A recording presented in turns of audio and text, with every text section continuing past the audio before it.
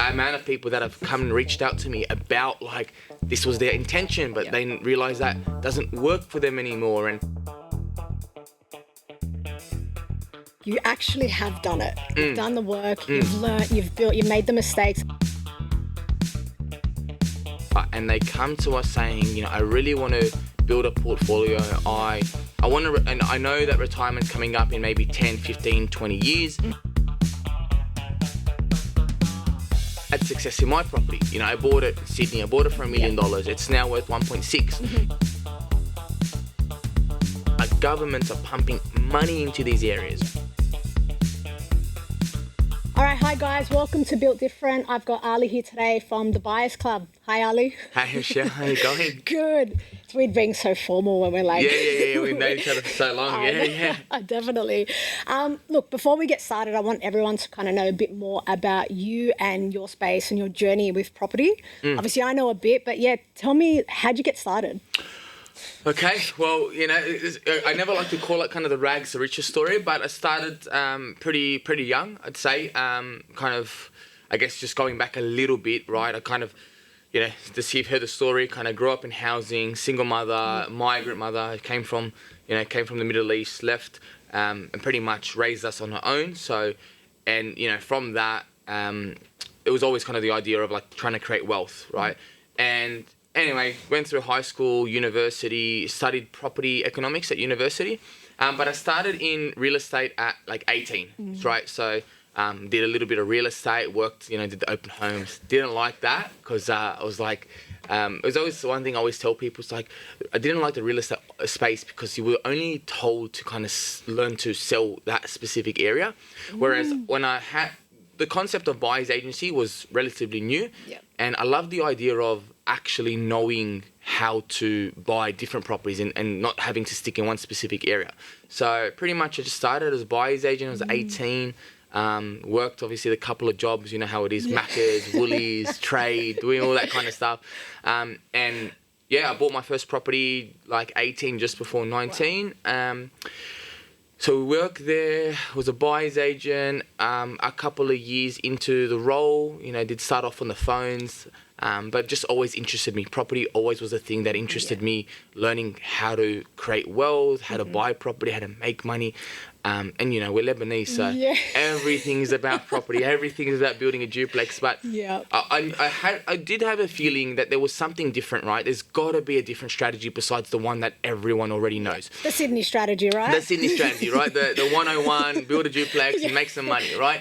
And it's interesting, we can talk about that a little bit later because of the amount of people that have come and reached out to me about like this was their intention, but they realize that doesn't work for them anymore, and just the realization of it. So pretty much from there, we started Buyers Club after 3 to 4 years of working as in the business, and we've been running now Buyers Club for the last 7.5 years.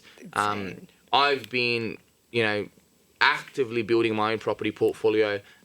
There's obviously a lot of mistakes that I've made, and fortunately enough, I've built a portfolio now. And I always talk to people about kind of the portfolio and the numbers. Can you share the numbers? Like I can share it. I've never used, so I'm kind of there. And so right now I sit I think around 45 properties. Wow. So since then, since growing the portfolio, that's kind of where I sit now. And you know, overall it's a kind of combined value of, you know, I think just over 30 million. And so I guess I've been actively building my portfolio. My goal, you know, this year as well is to kind of add another 10 million, and my goal is to get to over 50 properties by the time I'm 30. That's the kind of idea, and I think, you know, I'm on my way to kind of get there. But you know, it's that has kind of been my property journey. But since that, since the kind of the business, we've been doing so many things. We're excited to do a lot of new things. But since then I've kind of just been building my own portfolio while helping others do the same. And what I love about that is like, you're not just a salesperson who is talking shit, really.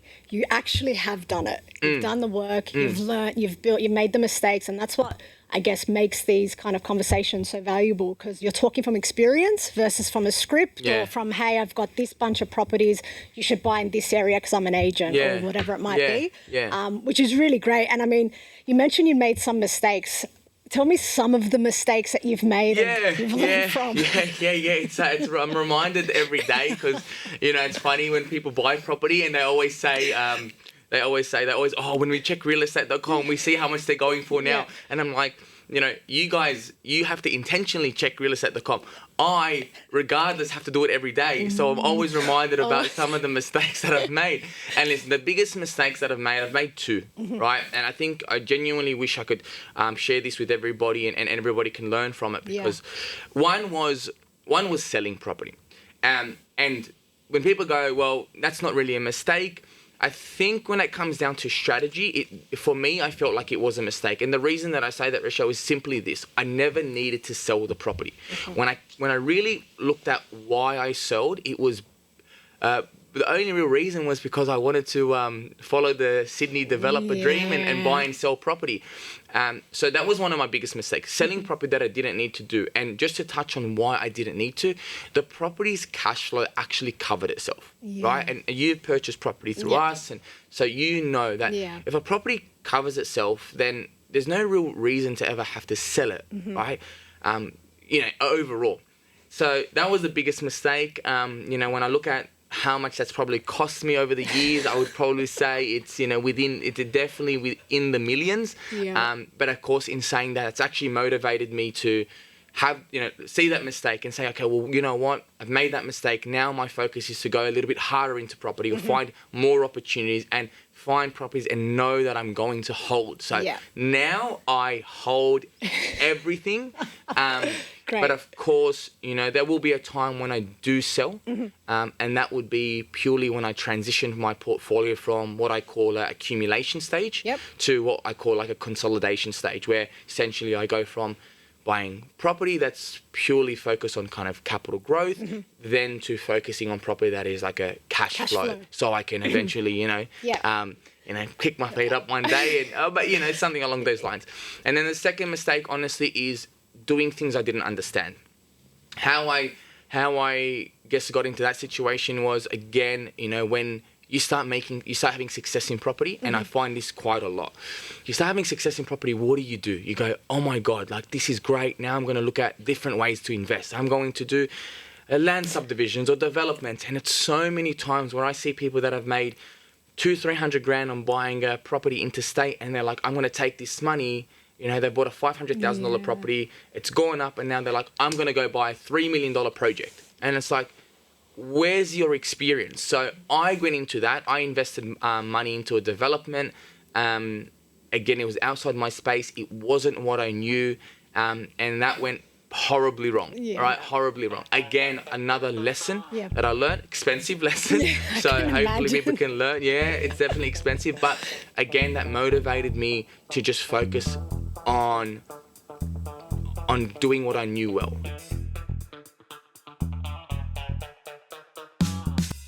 Quick kind of story that I want to just quickly share, because I feel like this helps a lot of people. I sat down there really contemplating my life when I found out it kind of all went a little bit wrong. And I sat down for a moment, and I really wanted to kind of live in that moment for a bit, as we all do.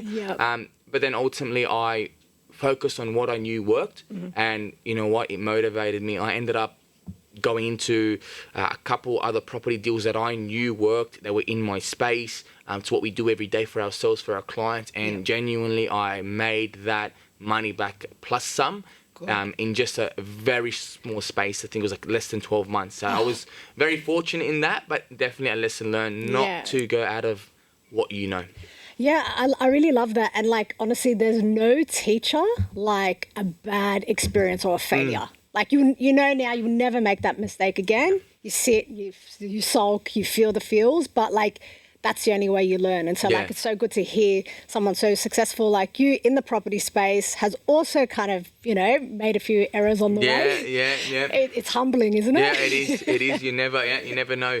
You're never as good as you think you are, and you always got to stay on your feet. Yeah, exactly. And I like your point about staying in your lane, and that's what I love about buyers agents. I'm a huge advocate because for me, it's not my space. I know the value of property. I know probably every billionaire, millionaire has a property portfolio. But for me to go and research and pick the place and pick the area and see all the things that you guys send over when you do those research reports, over my head. Everything to me looks like a good deal. You know? So it's really important to like have someone who kind of is just doing this day in and day out. And I know you service a lot of clients in Sydney and across Australia, or mainly Sydney? Yeah, across Australia. So office in Sydney and Melbourne, but you know how it is these days with marketing, and you guys do a great job. So we get leads all over Australia, and we help people from anywhere, like Tasmania, Darwin, all over Australia. What are the main type of customers you get? Like, are you getting first home buyers, families? Like, it's actually a mixture, right? We get I would say we get predominantly a lot of our clients are, you know, mum and dads or busy professionals that usually have a home, right? They've got equity or they've got super, and they come to us saying, you know, I really want to build a portfolio. I want to, and I know that retirement's coming up in maybe 10, 15, 20 years. And I've had success in my property. You know, I bought it in Sydney. I bought it for $1 million. It's now worth 1.6. You know, I've seen the capital growth. I want to go out and do this. So we get a lot of clients like that. So mum and dads that are essentially just trying to create security for their families. They want to invest and they want to use, obviously, property as that vehicle. And a lot of first-time buyers, like I think for me personally, I get a lot of people from our community, like the Middle Eastern community, the Lebanese community, quite a lot. And a lot of them kind of touch on that whole, hey, I want to buy a property in Sydney, I can't afford it, you know, or I want to invest my money, I want to do a duplex, and they're like, it's going to cost me $3-4 million, right? And so a lot of first-time buyers that are wanting to get into the property market, unsure on what to do, whether it's buying a home is the first thing that they should do, whether buying investment is the first thing that they do. I would say that I'm getting that a lot more now. Especially around the community that we live in. For sure, in Sydney, we've heard it growing up the whole time: buy property, and like 5-10 years ago, it was achievable. But now when you look at the median prices, and I don't know the exact amount, but for Sydney, like, what are you looking at? Like it's roughly around 1.6, I think, So what kind of deposit do you need on a $1.6 million home? So you would need 20%. Yeah, you would need 2%. So most lenders, I guess, besides a specific field, most lenders, once you go over 1.4 million, you start to not be able to access the LMI territory. Sure. And obviously there's the new grants like the 5% deposit scheme, but realistically you need roughly around 20%, right? 20% plus stamp duty, because, you know, at 1.6 million, you're not within the threshold of the new 5% deposit scheme. You would need close to, I would say, $500,000. As a deposit? Yeah, with stamp duty and everything, you're pretty much close to that, Okay, cool. So like $500,000 is, imagine how much someone would need to work to be able to earn and save that. You know, if they didn't have some sort of inheritance or something coming through. So the thing that most Aussies don't know is there are strategies around buying property that don't require that much money. That's what I want to like kind of pick your brain about today. It's stuff that you've kind of been teaching me over the years. And I kind of go out and tell my friends as well, because they're all, you know, not many people know this strategy.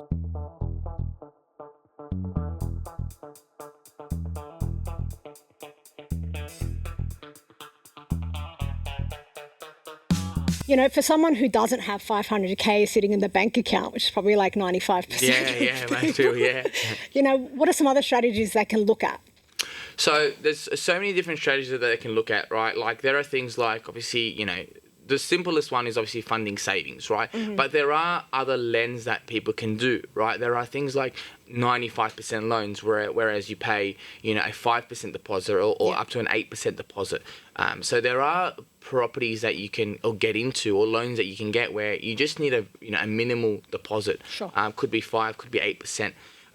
plus obviously stamp duty and costs. So, you know, there's so many, there's that element of things where you can actually leverage a little bit higher. So understanding and having a good mortgage broker can kind of tell you, well, you know what, you only need a certain deposit. But I think a big part of it as well is purchase prices. Yeah. The concept is Sydney is 1.6, but the rest of Australia isn't. Right, and there are still areas where literally we're constantly picking up properties, and we're moving into newer and newer markets that are literally, you know, starting with a 400. That you can get a good quality asset, you can get neutral and positive cash flow. So that's I think the biggest thing, and how you can kind of get into it. So you can get into it with obviously minimal deposit. Sure. You can do things like, for if you have parents, like, you know, and I know people don't like to hear it, but if you do have parents, getting yourself into the market using a guarantor loan, that's really good. Like if your parents have a home or an investment property, honestly, I feel like it's a strategy that most people need to potentially utilize, because I'd rather people get into the market, right? I was speaking to somebody yesterday, it's like, you can get into the market and, you know, pay your parents back within 1 or 2 years, right? At the end of the day, like, that's completely fine. My mum was on Centrelink, and I remember my mum would save, you know, money, and I remember she helped me with a $20,000, you know, a cash amount that she, you know, I was so fortunate that she did, you know, and I was probably able to do it because I was in the space. I felt a bit more confident to kind of use that money. But again, once you get educated, there's a guarantor loan. There's also, see, equity for a lot of people. If you have equity, if you don't know how to calculate equity, it's pretty simple. It's 80% of the value minus your debt. You can see how much usable equity you have. And then, of course, there are ways like SMSF, which is kind of, you know, using your super to buy a property. There is that alternative as well, which a lot of people do, and we see it quite a lot. A lot more people come to us now with, you know, having a self-managed super fund set up and saying, hey, we really want to buy a property. I love the SMSF strategy only because I've done it myself. You helped me with all of that, and I saw it firsthand. And I remember, like, probably 7 years ago, I went to this, like, how to build your wealth seminar, and the guy was up there talking about, as you know, how to build property in your SMSF. And I didn't have enough money at the time. I was still very early on in my career. But it stuck in my head, and it was like, okay, all these really wealthy people don't just buy property in their personal name. They have other ways. And that just opened the whole world, like, for me, understanding trusts and all the bits and pieces. All the complexities, And I don't fully get it, to be fair. I don't really understand it, but I understand the power of it because I've seen the I guess, profit we made off that property we bought in Queensland. I won't say the area because it's your secret. But understanding that, I mean, let's talk about how everyday Aussies who may have some money in their super, how they can use it, because I know when they're with the everyday accounts, like the everyday super funds, they're ripping people, right, in terms of fees and stuff like that. So I don't know if I'm talking the right things, but, you know, how... Be careful what we say with them. I just realised. So rather than keeping your money in the stock standard super fund that your employment picks, what are some other ways that people can access money via super and buy property? Yeah, I think obviously, you know, we're not financial planners, so, you know, everything is kind of just based on what we see, and obviously knowledge that really can be accessed through, you know, government websites. So this isn't financial advice, guys. We'll just make that comment. But no, so essentially a self-managed super fund is essentially exactly what it sounds like. It's just self-managed. So everyone has a super fund, or if you're working and you're paying taxes, right, you have a super fund. And all a self-managed super fund is you are now essentially managing it yourself.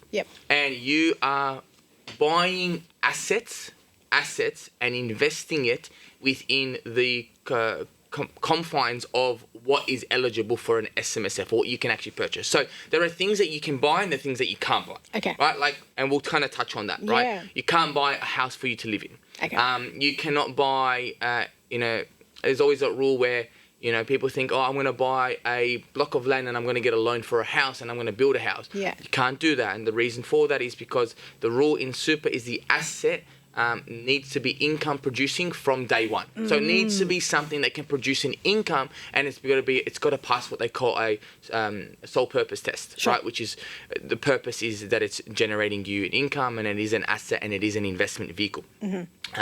But essentially what we see people do is they come to us with, money that they've had in their industry fund. They've said, we want to manage it now. Yep. We might have 300,000, 200,000. It really depends. To set up a self-managed super fund, there's no actual amount that someone will stop you to do. Okay. There is a recommended amount, and that recommended amount really comes down to so many factors.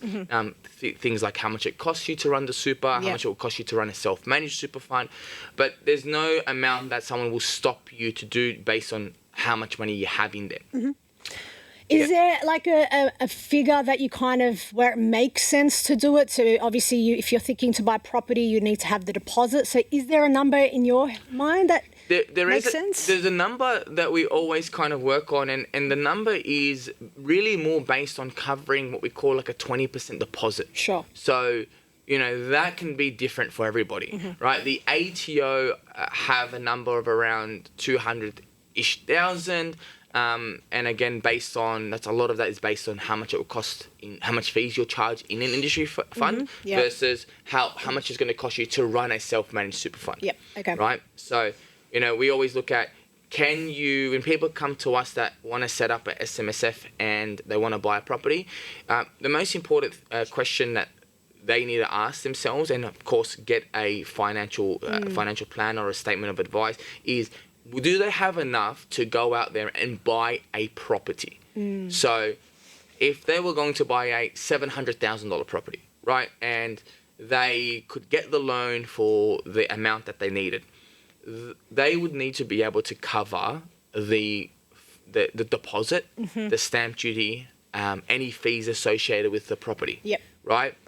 Again, it's not financial advice on how much exactly you would need as a dollar figure, but it's more importantly is, do you have enough in your super to go out and buy the property that, say, you want, or that, say, maybe fits your investment strategy? For example, if you get advice from a financial planner saying you should go out and buy, you can buy a property for, say, $600,000 and it's got to get $500 a week in rent. Yep. You just got to calculate, do you have enough money in your fund to be able to buy that? Perfect. And so what if you have a partner, so you're married, or there's family members? I mean, tell me about how you can set up the super fund. Yeah, of course. I think we've spoken about this quite a lot. So essentially, self-managed super funds, it's so interesting, right? You can actually set up with 6 members. Wow. They don't have to be related. They don't have to be your spouse, your partner. Literally, I've seen people do it. I've seen my business partner do it with her high school friends. Oh, I love that. Yeah, literally, they couldn't get into the market themselves. So she's like, hey, we've all got how much money in super. Let's all put it together. There's like 5 of them. And they end up buying a property in Queensland for like $330,000 back, 7-8 years ago. And today that property is probably worth close to $800. Yeah. So they've just, they've done really, really well. But yeah. 6 friends. Yeah, you can go 6 friends. Yeah. That's awesome. And then, so obviously they can set it up. You can have up to 6 people in the super fund, and then obviously you would kind of engage someone like yourself, a buyer's agent, or someone who has the knowledge to be able to buy the property. Obviously, there's some things that you need to look for within the property. So I know you said it needs to be producing income. Yep. Is there anything else that you look for those types of properties? Of course. I think, whenever you're buying a property with super, there's essentially most important are the limitations that within super and what you can do, right? For example, things like construction loans, things like repairs or major structural repairs, things that don't fall within the conformities of an SMSF is what you've got to look out for. Okay. The things that we focus on is essentially buying property the same way we would buy property in our personal name. It's just avoiding, making sure you do the right due diligence, avoiding what we call any mitigated, future risk, things like mining, bushfire, flooding, areas that have, one isolated industry that's making up for, more than 25% of its local GDP or the local workforce, right?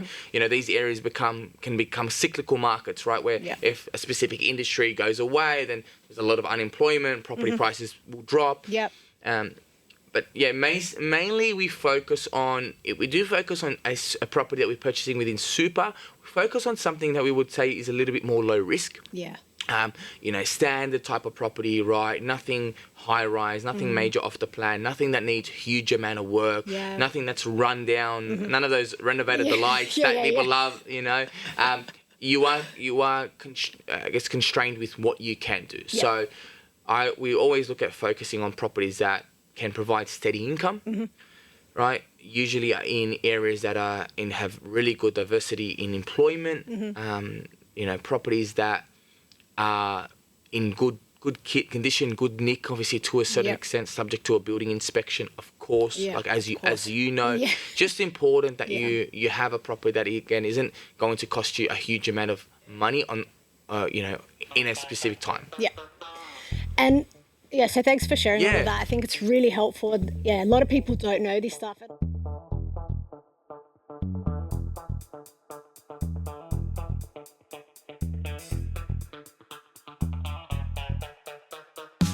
Question is are there any dangerous myths or misconceptions that are kind of going around about buying property in your super that you've been hearing?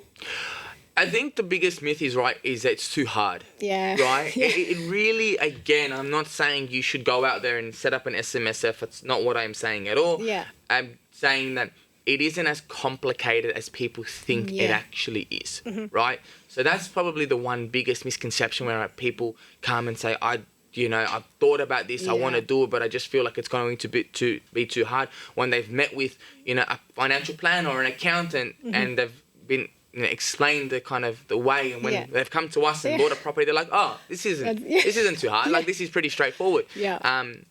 Another misconception is I don't have enough borrowing capacity in my personal name, right? I can't buy another property. Yeah. Massive misconception. Your property with regards to lending, it does not impact your personal borrowing capacity. Yeah. So for so many people, they come and say, I don't have any more borrowing capacity. I've gone to the bank, gone to CBA. I can't buy any more property under my name. And this technically is a separate entity, right? And you can actually have borrowing capacity in your super when you don't have borrowing capacity in your personal name. Yeah, I love that. So that, I would say, is probably the biggest thing where people get confused. That helped me a lot. Definitely. And I think I had no idea that obviously it was possible. I mean, I knew it was something people were doing, but I just didn't think it was available to an everyday person like myself. Yeah. And that's what's really cool about it, is knowing that not anyone can do it, and we're not saying that, but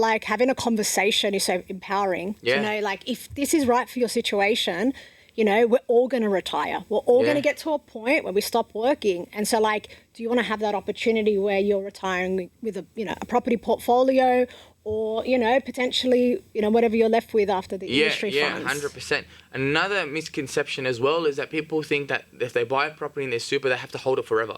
Oh, yeah. Okay, tell me about that. They can't. Yeah. So a couple of things. One of the biggest, lending challenges, and of course check with your broker, is you can't use equity to purchase the property. Okay. Right? Yep. So you can't use equity as a sense, for example, your property has grown. We can't actually take out the equity in that property, borrow against it, and buy another property. Yeah. And for many reasons. But what you can do is you can sell. You can sell that property. Now, while you're still working, obviously your super fund's still active, that money goes back into your SMSF. Got it. And you can then use that money to then go out and buy another property and do it again, right? Which is what we've done quite a lot for a lot of people. So that's where I think a good buyer's agent, but then a good property strategist can actually help you understand what you can actually do, besides the whole idea of, I'm just going to buy a property, then I guess I just got to sit and forget about it forever. Yep. There are actually other ways and other avenues to, I would say, further grow your property portfolio if you want to go from 1 or maybe 1 to 2 properties, or even 1 to 3 properties, depending on your situation. I love that, and I guess it depends on everyone's goals, right? Some people might just want one property and they're happy to do that, and others are kind of wanting to build and stack and buy more property. So having those conversations where, if you figure out what they're looking to do, and then you come back with that strategy, which is what I loved about working with you, is I kind of came to you, and at that time I was running another business, and we had some issues with how I was being able to get serviceability for my second property. but you help me work around it. You're like, great, okay, this situation's not going to work, but a property in this area makes more sense. Yeah. And we were able to pivot. Whereas in my mind, I'm like, okay, cool. Like, do I just, I'm going up against this Sydney, the Sydney property market. Yeah. It's not going to work for me. I've already got one in Melbourne and so on. Yeah, exactly right. So, yeah, exactly right. So I love that kind of the personalization and kind of working with, understanding that your clients' goals and things like that. Is there anything else you want to talk about when it comes to buying property in super? So I know you're servicing a lot of clients now in both their personal names and super. Is there anything else that you want to touch on or anything that you're seeing like positive wins? Oh, I think we see a lot of positive wins for a lot of clients, and genuinely this is where I get really happy about what I do, and there's always this whole cliche about, property people don't care about your money as much as you do, and I think to a certain extent that's true. But, I will say that, like within my team, within my company, like we have a competition running. We literally go through every single month and we do valuations for all of our clients, and we literally go in, we pinpoint, we do things like we call it deal of the week. So we actually reward our buying team for the person that buys the property at how below market they actually buy it, right? Very good. So, and we also then do things like where we do valuations, and we're doing valuations now every 6 months, and we're literally going through and we're going, who bought this property, who had the most amount of capital growth, right? And I love seeing that because, yesterday one of my team is like, Ali, I looked at this property, I searched it up for one of the clients, I bought it for him, it was like March last year, and he goes, it's gone up 200 grand. Wow. And just awesome seeing someone besides myself go out there and go, we bought this property. But I've had quite a lot of, quite a lot of wins, I would say. And I think probably some of the biggest wins that I've had was, somebody who I think would have been in a really tough financial position. I think would have probably retired on maybe 100, maybe 150,000 in super. She was not making a lot of money. She was, not having a huge amount in super to begin with. And she did want to set up a super. And for her, it was her decision to say, you know what, I want to give this a go. Yeah. And we found a property that was so cheap. It was probably 180,000. It was in Davron Park in South Australia back in early 2019. 2019. Like 180,000. Yeah, wow. She's now getting towards that retirement age, and that property's worth close to around 650,000. Oh, that makes me so happy. Honestly, it was so amazing. Like I just love the fact that it's this person who really thought that they were going to end up with minimal, has just had so much, had so much growth, but now super's like gone 5 times. Again, and that's not necessarily, I'm not saying that that's going to happen a lot. It's obviously hard to ever repeat something like that in such a short period of time, but I would say the win was having someone who probably was going to lack a little bit of financial security when they do retire to, us helping her achieve a little bit more of that financial security when she goes towards retirement.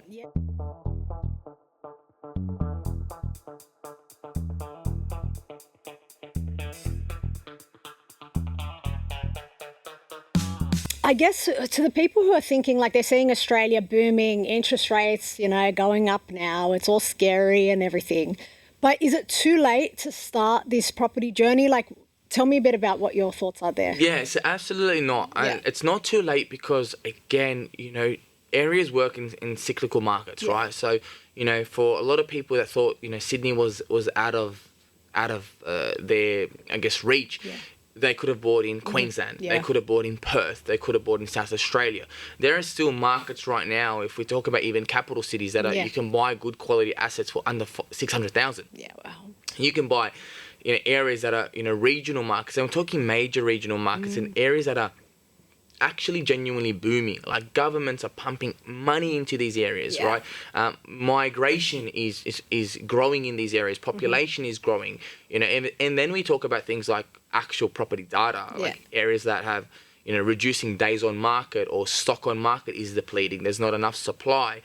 Building approvals are reducing, so there's not enough building approvals. Vacancy rates are in some cases, vacancy rates in these major regional towns, right, cities are less than what they are in the capital cities. Wow. So people have that misconception, right? So it's not too late. Like I said, there's so many opportunities with different types of asset classes. I know with yourself, and a lot of friends that you have referred, right, was we maybe didn't go out there and buy a house. We went and bought a townhouse.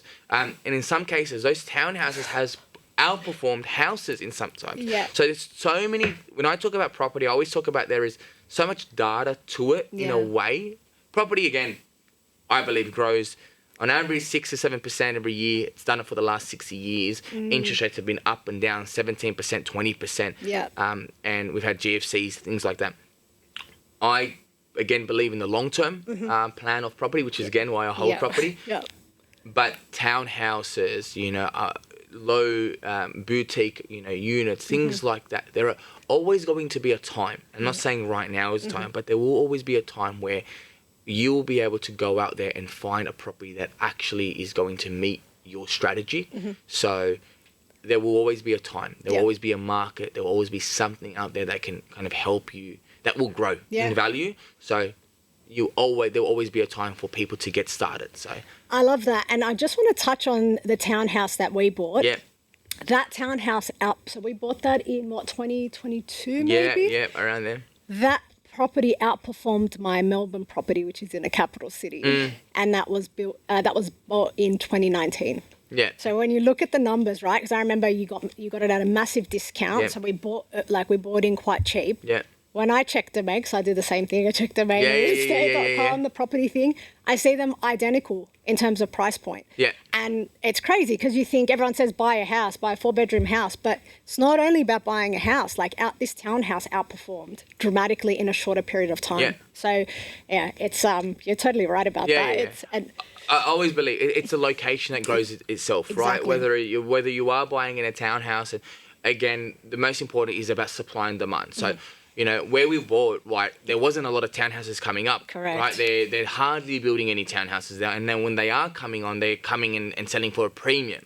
Right? So when we bought that specific location, that was based on the location itself doing really, really well. And I think there was a point where I touched on when I talked about unit to townhouse to house ratio. So this is where the nerd in me kind of comes in, where ultimately there are, again, markets. There's a little bit of a strategy that someone can actually do if they want to make some money. Is that, there's what we call a unit to house ratio, and it pretty much identifies the percentage of value that a townhouse will be worth of a house. So, for example, in any area, you might have $1 million house and then a $600,000 townhouse. And roughly, you could say it's 60% of the value of a house. Give or take. What we start to see is when growth cycles start to occur, or what we call early adopter markets, and property cycles start to gain momentum, houses usually have the growth first, right? They grow first because that's probably where the demand is. Demand is more for houses. But what we see is that once that house value, the average house value, starts to exceed or go away from what we call the average mean of what townhouse should be worth, then there's buying opportunity in those markets. So I genuinely looked at those markets and said, man, townhouses are now like 50% cheaper than houses, and usually they sit between 65, 70%. So it's like, it makes sense that soon enough people are going to be priced out of the house market. They're going to go to townhouses. They're going to increase, and then that will happen. And I love fortunate that happened for us. No, it was a good win. And I kind of tell everyone that story because it's like everyone can sell the dream, but do you actually know what you're talking about? Are you looking at the data? Because that's, at the end of the day, it's all about, reading the trends, understanding what's happening in that location, and, supply demand. It's like what you've taught me this whole time. I know a little bit more now. Obviously, I'm not at your level. But I really love that. And I just kind of wanted to ask you one more question before we wrap up. So when it comes to buying property across Australia, I know there's all different states. Is there any state that you're seeing now that's kind of really outperforming, or you're really comfortable with? I don't know if you can share it. Of course. Cool.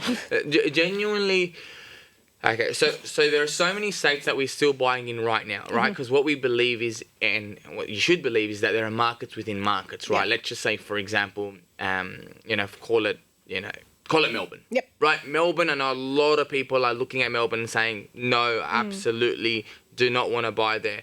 And I think with Melbourne, there are so many markets that I would say that are probably a couple of years away from really picking up any sort of growth momentum or price momentum. But then there are some areas where you do see the data track really well, and that there are opportunities where some pockets in Melbourne actually have grown 10, 15, 20%, have had some really significant growth. So there are markets within markets. The market that I always say I'm most comfortable with is Brisbane, Southeast Queensland, even regional Queensland. For me, I'm really, really comfortable with. Just the main reason is because of the genuine undersupply. It is so hard to find houses in Brisbane, even townhouses, even new construction. That's a massive market that I'm super interested in. That's where I'm investing majority of my personal investment. So that market, essentially, there's a lot of things happening. Obviously, the Brisbane Olympic Games in 2032. I still feel like that is going to be a massive driver, not just to the property market, but I think it's going to affect supply. And why I believe that is because they're currently they've got a massive labour shortage. I think there's an article that came out that they're 30,000 labourers short to deliver the Brisbane Olympic Games within the timeline that they have it.